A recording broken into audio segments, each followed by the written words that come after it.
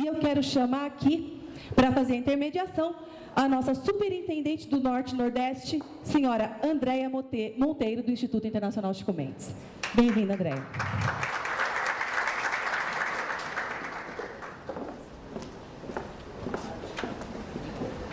Gente, boa tarde.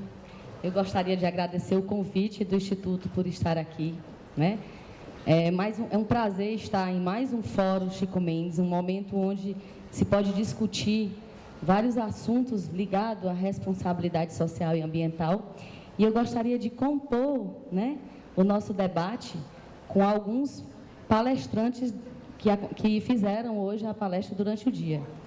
Tá? Então, a gente vai subir ali para aquelas belas cadeiras. Eu gostaria de chamar inicialmente a doutora Glacidalva César Araújo.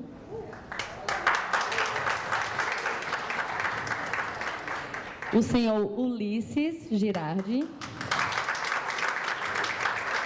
A doutora Ana Maria Brasil. A senhora Temi Yamashita.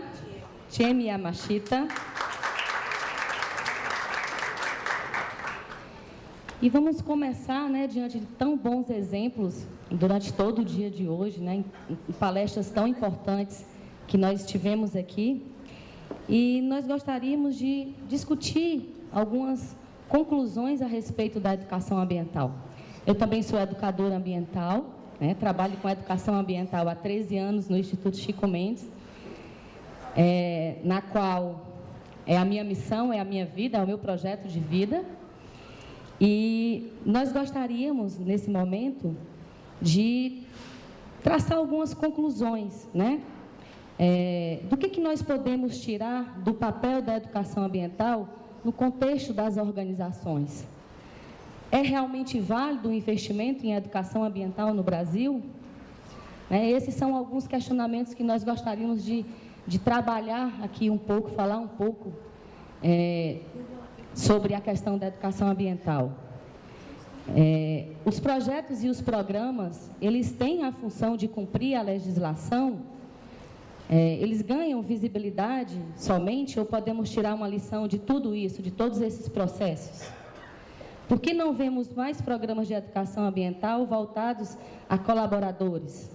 Os projetos internos da empresa são válidos, né? Os treinamentos podem ser considerados educação ambiental? Então, eu gostaria que todos pudessem dar sua contribuição dentro desses questionamentos que nós estamos trazendo aqui nessa tarde. Quem gostaria? Eu gostaria também de falar que as pessoas que estão aqui também podem estar fazendo questionamento. É só pedir o microfone, a Silvia vai levar o microfone para todos, né?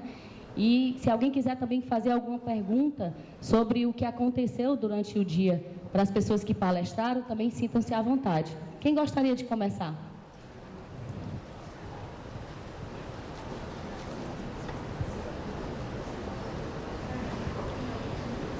Mais uma vez, boa tarde. Não vou responder todas as perguntas suas, porque nem vou lembrar, né? Mas é o seguinte, eu queria só falar para vocês o seguinte, tá? Se uma pergunta que você fez, se o investimento é válido em educação ambiental nas empresas. Sempre é válido, sempre é válido. Façam para valer. A sua visibilidade ela vai ser diferente. Outra coisa, quando você começa a investir em educação ambiental dentro das empresas, você não investe só para os outros, você investe para a sua equipe, para o seu dia a dia, desculpa da expressão, mas para a sua faxineira, para o seu gerente. Tá? Você replica isso aonde? Tá? Replica na sua comunidade. Tá? Que retorno que você tem? Todos. Qual a visibilidade hoje que tem a Visa Fértil? Com esses projetos aí. Então, invista em educação ambiental. Tá? Mas que ela saia um pouco do papel. Que ela seja real. Que ela seja no dia a dia. Quem trabalha com educação ambiental, que faça com amor, com carinho, com paixão. Tá? Que tenha certeza que é isso que vai transformar. Queria dar essa contribuição. Boa tarde a todos. Eu sou Ana Maria Brasil, da Brasil Sustentável Editora. E gostei muito das palestras ocorridas aqui hoje. Eu achei que cada um teve um tom diferente, especial e abrangente. E isso amplia muito as nossas ideias em relação ao que pode ser feito pela educação ambiental ou através da educação ambiental. Porque uma mente que se abre a novas ideias jamais será a mesma, né? Sempre haverá uma expansão. E nós, a Brasil Sustentável Editora pertence aos ODS, né? Nós desenvolvemos os objetivos sustentáveis, né? Da Agenda 2030, e nós temos feito um trabalho muito grande em municípios, escolas e empresas, exatamente na aplicação, né? Nessa colaboração em divulgar os ODS. E, inclusive, hoje, para vocês terem ideia, os ODS têm uma repercussão tão grande, mundial e nacional e municipal. A Prefeitura de São Paulo já aderiu aos ODS e várias outras prefeituras do Estado de São Paulo. E hoje, no Fórum Mundial que nós estamos tendo da Água em Brasília, nós temos 3 profissionais que estão representando a editora em relação ao movimento de ensinamento, de experimentação, apresentação de casos, né?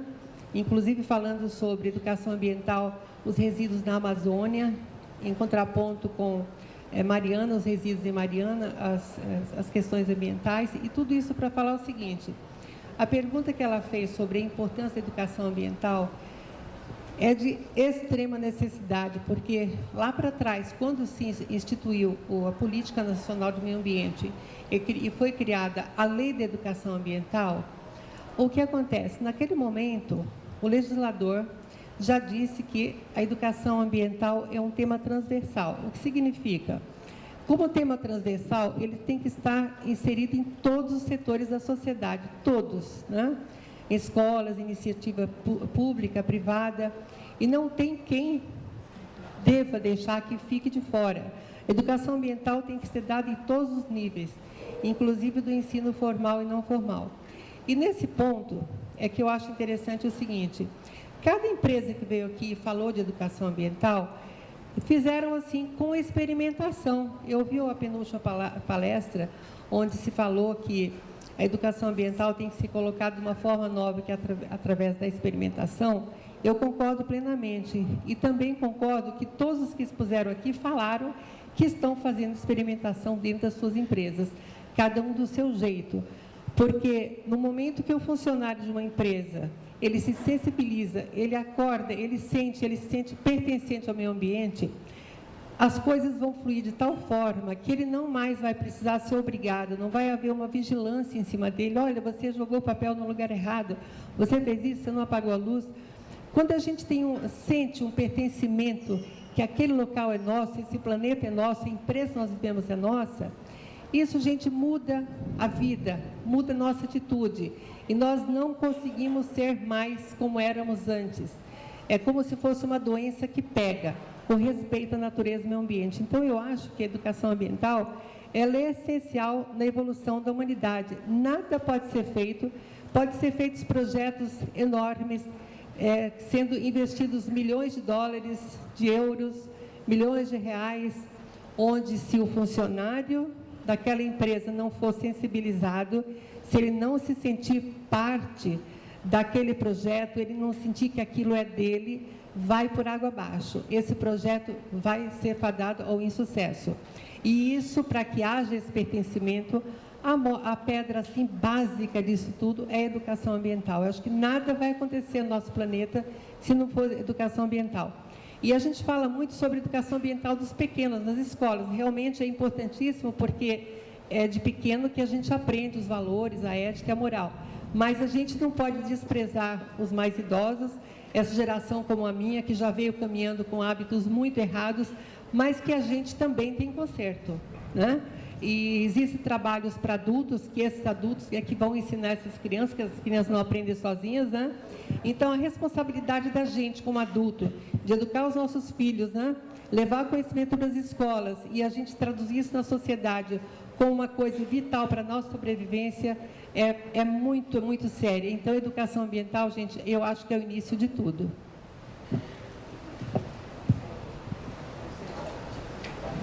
Glacidalva? Uma coisa difícil falar depois. Falou tudo, né? A doutora Ana Maria falou muito bem. Eu vou voltar à frase ali que a gente apresentou, de que educar é impregnar no sentido que nós fazemos a cada instante. A gente, repetidas vezes, está falando que a gente precisa educar, as pessoas precisam se conectar com isso. Mas esse é o grande desafio, é como conectar as pessoas com o meio ambiente. Como conectar as pessoas com o meio ambiente? A educação ambiental, ela é fundamental, ela é necessária. E nós precisamos nos adequar à vida, e não a vida a nós. Eu tinha um amigo, muitos anos atrás, que ele dizia assim para mim: eu nunca quero perder a capacidade de compreender o tempo em que eu vivo. O que acontece hoje? Eu vou dar um exemplo muito prático. Numa palestra, numa comunidade em Boa Vista, sobre resíduos, lixo, embalagens nos rios. E Boa Vista tem muito rio. E eu vim do interior do Maranhão, semelhantemente, aqui é o depoimento do palestrante, eu sou do tempo que puxei água em poço para tomar banho. Sou do tempo que fiz isso. Eu sou do tempo que pilava arroz com a mão de pilão para tirar a casca, ele não era beneficiado pela indústria para a gente cozinhar. Então, nessa palestra, a gente falava que tinha muita lata, muita embalagem nos rios, e nós perguntamos para as pessoas mais antigas lá, e perguntamos assim: quem é aqui do Nordeste, quem é do estado do Maranhão? Aí muita gente se identificava.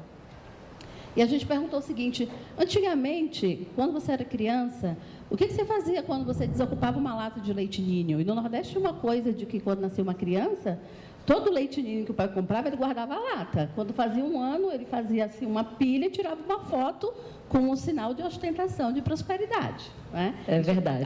Alguém nordestino aqui sabe disso? Existia isso aí. É verdade, é verdade, é verdade. Isso é verdade. Eles não iam para o lixo. Aquela latinha, depois que fazia a foto memorável, né, de quanta lata de leite você consumiu, né? Ela era furada, se tornava um vasinho, você guardava bolacha, você guardava açúcar, você guardava café. Você fazia um monte de coisa, banha de porco. Você não jogava fora. Por que não jogava fora? Porque você lavava a roupa na fonte e porque você bebia da água daquele rio. Com a modernização e o conforto, as crianças hoje, elas não veem mais a fonte. Então, ela não está conectada. Nós descobrimos nas escolas professoras fazendo o projeto de cuidar da água. A água potável que a criança abre na torneira, ela não sabe a estrutura de tratamento de água e quanto lixo é retirado para chegar fácil. Ela está desconectada, ela não vê mais de onde vem a energia que ela consome, a água que ela abre a torneira com facilidade e o alimento que ela compra embalado no supermercado e que leva o lanche para a escola. Então, fazer essa conexão é um desafio e nós precisamos inovar. A educação ambiental é fundamental, é necessária, mas eu acho que a gente ainda é muito teórico e a gente ainda é muito burocrático dentro das empresas. Nós precisamos abrir essa caixa. A gente quer fazer educação como a escola pública faz. A escola pública não inova muito. E a gente vai na mesma linha. Às vezes, a professora falando, eu achei muito interessante sobre a questão do experimento. Esse projeto de energia, ele tem toda uma estrutura que, infelizmente, a gente não pôde demonstrar. E essa estrutura sobre energia é coisa para a criança pegar e mover e se ver gerando energia. O que a gente vê é muito experimentos assim, ó, isso aqui funciona dessa forma, tá vendo? As crianças não experimentam. Antigamente se comprava um brinquedo, na minha época ficava dentro da caixa, a gente não podia. Hoje, você chega em casa com as minhas filhas, eu tenho uma filha de 10, de 14 anos, elas rasgam a caixa, desmontam o brinquedo inteiro. E você acha que ela está lhe dando prejuízo? Não, ela está experimentando, ela está conhecendo e ela está se conectando. A educação ambiental, na minha visão, ela é fundamental, é necessária e nós precisamos enveredar por todas as possibilidades que nós tivermos de conectar as pessoas com o meio ambiente e trazer sentido para aquilo que ela faz na vida. E é esse esforço conjunto de todos nós. Você estava falando aí da latinha do leite, né? E realmente a gente percebe que nas nossas experiências, a gente faz laboratório no Brasil inteiro com as crianças e muitas crianças acham que o leite vem da caixinha, não vem da vaca, porque muitas nunca tiveram nem a oportunidade de ver uma vaca, né? Uma vez fizemos um material e pedimos para as crianças desenharem um frango. E nenhum desenho da primeira, segunda e terceira série apareceu um frango, apareceu as partes do frango. Então, essa conexão, a industrialização, muitas vezes, ela traz essa desconexão da criança, da relação de que tudo que nós usamos vem do meio ambiente e nós precisamos respeitar. Essa sensação de pertencimento é algo que a professora Ana Maria acabou de falar, é algo de extrema necessidade. É preciso desenvolver esse sentimento de pertencimento, né? É extremamente necessário hoje. A gente percebe isso o tempo todo. E a experimentação é algo... Eu vi a palestra da professora, né? Essa experimentação é de uma necessidade importantíssima, porque é experimentando, vivenciando, que a criança ela constrói essa relação, né? O doutor Luiz falou das hortas. As hortas têm sido algo de um grande potencial de vivência para as crianças com essa relação e com essa conexão com o meio ambiente. E isso é muito importante. Precisa da vivência, precisa do pertencimento, né, para que a gente possa construir esse processo. E em relação à questão do jogar fora, não existe fora, né? O fora é o planeta, né? Não existe o fora. O fora está dentro do planeta, né? Só lembrando disso. Falando sobre a conexão, que a Cidalva estava falando, eu queria relatar com vocês a experiência que eu estou tendo de trabalhar sustentabilidade através dos princípios. Todos são capazes de compreender sustentabilidade. Sustentabilidade não está fora, está dentro da gente. E eu, há alguns anos, venho tendo a experiência de disseminar o conceito do mottainai. A priori, as pessoas pensam que a palavra mottainai é desperdício. Mas, na verdade, mottai significa digno e nai é uma negação. Então, quando um japonês vê alguém deixando a torneira aberta, jogando comida fora, ele fala mottainai. Mas ele não está simplesmente dizendo que desperdício, ele está dizendo: você não está sendo digno deste recurso, porque você está desperdiçando. E a experiência que eu tenho tido, levando esse conceito nas escolas, para os educadores, nas empresas, para os gestores, tem me provado que é a partir dos princípios que as pessoas começam a se conectar com a sustentabilidade que já existe dentro delas. Porque para praticar o mottainai, eu falo, são 3 passos. O primeiro passo é reconhecer o valor daquele recurso, o valor, não o valor financeiro, o custo, o valor mesmo. Depois, reconhecer a cadeia por trás dele, quer dizer, de onde vem esse alimento? Ele nasceu na geladeira? De onde vem essa água? Não nasceu da torneira? Então, para que todas as pessoas possam refletir sobre a origem e a cadeia produtiva até que ele chegue. E aí o terceiro passo é o sentimento de gratidão por ter acesso a este recurso. Seja ele tangível, como a água ou o alimento, ou o intangível, como, por exemplo, o tempo e a atenção de vocês neste momento. E isso é uma coisa que, desde uma criança até um adulto, compreendem. E, a partir daí, começam a criar uma nova regra. Eles começam a enxergar aqueles recursos de uma outra maneira. Então, essa conexão, ele não está fora, está dentro, e a gente vai buscar nas origens. Quando a gente pergunta para os avós como era antes, eles vão perguntar, e os avós contam, eles já fazem a conexão e mudam o comportamento daqui para diante. Porque o grande desafio é justamente assim, o conteúdo a gente já sabe. qual é o conteúdo para se passar. E esse conteúdo, agora, a forma, o desafio é como passar.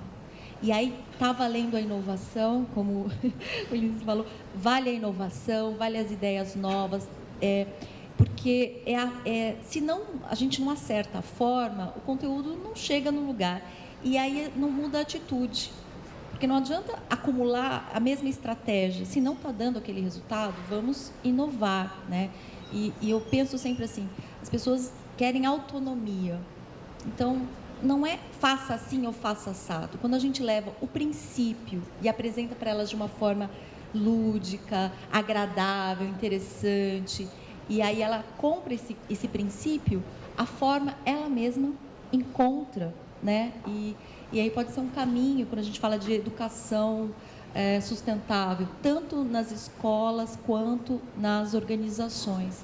Eu queria mais relatar sobre isso. Obrigada. Pode, claro. Olha, é incrível, viu? Você está falando sobre o projeto Montanai. Nossa editora tem uma profissional, a Cláudia Saleme, que tem um projeto Montanai que foi premiado, né, em escolas estaduais. Olha lá, Cláudia. E temos desenvolvido esses projetos em diversas escolas com experimentação e dá certo, viu, gente? A fala dela foi muito boa e, inclusive, complementando essa parte que ele falou sobre as hortas, né? Eu vi um videozinho uma vez que uma professora numa escola colocou sobre uma mesa diversos tipos de legumes e as crianças não sabiam identificar o que era uma berinjela, o que era uma beterraba, o que era uma cenoura, né? Porque vem tudo pronto na panela, né? Na mesa, que os pais fizeram a alimentação e não viram. Muitas vezes nem vão à feira para ajudar a fazer a compra, né? Não identificam. E então, esse projeto que ele falou das hortas nas escolas é inacreditável como muda para a criança o conceito do alimento e eles passam a consumir os alimentos de forma mais agradável, mais palatável. Então, aquele legume que eu não gosto, termina selecionando só batata frita, feijão, arroz e um bife. As escolas têm hortas, as crianças passam a comer de todos os legumes e têm uma alimentação mais saudável. Tudo faz parte de tudo, desse contexto, né? É verdade. Com certeza, todas as nossas experiências com hortas também têm sido fantástico, não só no processo da alimentação das crianças, mas o trabalho da cadeia. Hoje o senhor Ulisses falou da questão da compostagem, né? Você poder trabalhar na escola, onde o alimento da merenda escolar, que vira um composto, que vai servir de adubo para a horta, e que a horta depois vai retroalimentar a merenda, é algo fantástico. Essa cadeia funciona muito bem, né? A gente tem essa experiência e é algo que é fantástico. Gente, alguém gostaria de fazer alguma pergunta, de contribuir de alguma forma, alguma fala a mais? Eu queria só falar alguma coisa sobre a compostagem ainda, já que tenho essa oportunidade. Muitas vezes a gente dá o destino adequado, porque os nossos gestores também não têm conhecimento do que pode ser feito. Então, eu acho que esse trabalho que nós estamos concretizando agora, etc., ele deve vir ao público, tá? Para que os nossos gestores tenham conhecimento que dê um destino diferente, tá? Que não se jogue fora tantos nutrientes, que não se contamine o meio ambiente, tá? O nosso resto de alimento, nós podemos produzir outros alimentos mais saudáveis, tá? Eu gostaria de agradecer a todos, né? Chamar a Karine para dar a última fala. Nós vamos fazer o fechamento do nosso fórum. E foi super válido, né, essa discussão que nós tivemos. São tantos pontos de vista, mas que todos estão buscando a mesma situação, né? A busca pela essa sustentabilidade através da educação. Porque se nós não tivermos essa educação como base, nós não vamos conseguir chegar onde nós queremos. Então, a gente considera como encerrado o nosso Fórum Internacional Chico Mendes de Sustentabilidade, com a temática da educação ambiental, agradecendo demais a Glácia Dalva, de Roraima, doutora Ana Brasil, da Brasil Sustentável Editora, professor doutor Ulisses, um carinho enorme. Tiene Machita, para quem não sabe, minha professora de sustentabilidade, foi por causa dela que eu mudei toda a minha carreira e redirecionei para a área de sustentabilidade. e a nossa superintendente, Andréa Monteiro. Pessoal, muito obrigada.